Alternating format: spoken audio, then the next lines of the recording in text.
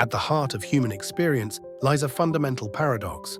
Our very craving to avoid suffering and seek pleasure is, ironically, the source of much suffering. The more we chase happiness and the more we fear discomfort, the more elusive peace becomes. This endless cycle of desire and avoidance traps us in a state of dissatisfaction, forever wanting something other than what is. This craving to control our experiences, pushing away pain and grasping for pleasure, feeds the illusion that peace lies somewhere out there, just beyond reach. Yet paradoxically, true peace is not found in the future or by manipulating our circumstances. It is always present, always available. The purity and perfection we seek exist right now, in this very moment, waiting for us to simply stop chasing and allow it to surface. Fear often takes the form of thoughts about thoughts. These meta-thoughts, our worries about what we're thinking, are transparent, insubstantial, yet they create a sense of anxiety. But why do these thoughts have power?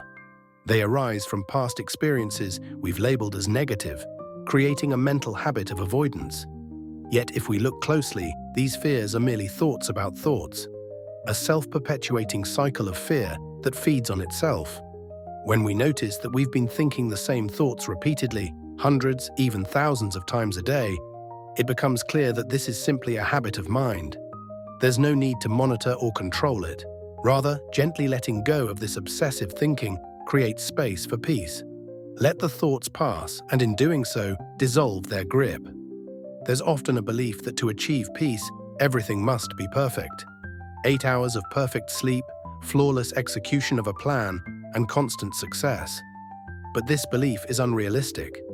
Perfection, as we understand it, never existed, and it doesn't need to. The key lies in gently letting go, clearing the mental clutter that convinces us otherwise. The barriers to peace are mental constructs, imperfections that only exist because we believe they do. Experientially, we know all things can be resolved. It's not that life is without challenges, but that challenges can be faced without fear or resistance. Let go of the need to monitor your progress, of the endless evaluation of how you're doing. The moment you stop feeling the need to fix everything, perfection reveals itself naturally. In letting go, everything becomes easier, simpler, and more peaceful. Letting go is not a complicated process. It's not something that requires immense effort or special knowledge. We've done it a million times before without realizing it. It is the simplest thing in the world. The art of doing nothing, of not holding on to anything. When we let go, we align ourselves with the natural flow of life, with the ever-changing nature of reality. All thoughts are fundamentally the same, fleeting, impermanent, and devoid of true substance. Whether they seem positive or negative, each one passes eventually. There's no reason to assign them any more importance than they deserve. In the end, they are all just thoughts. Our suffering often stems from the belief that we must control everything, our thoughts, our feelings, our environment. But this belief is a lie. Change is the only constant. We waste so much energy fighting change, expecting things to stay the same, or wanting them to be different. But life, by its very nature, is in a state of perpetual flux. One of the most profound realizations is that the attempt to monitor, control, or force progress is itself the problem.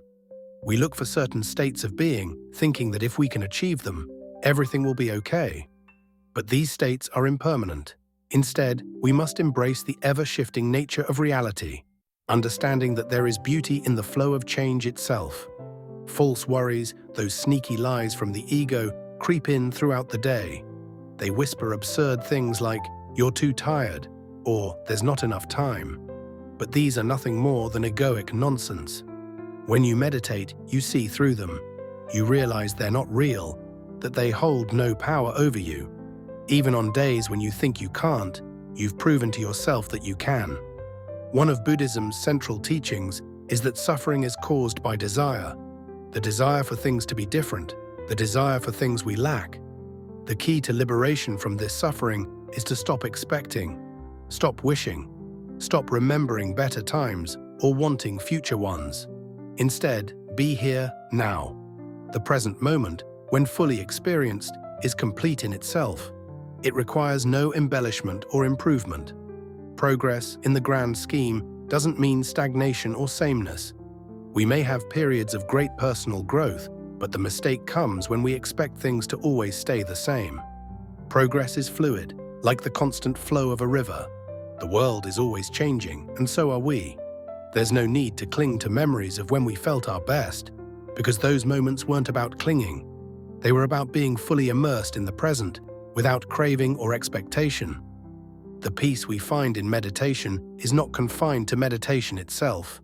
All of life can be meditation if we approach it with the same mindset, fully present, without expectation or judgment.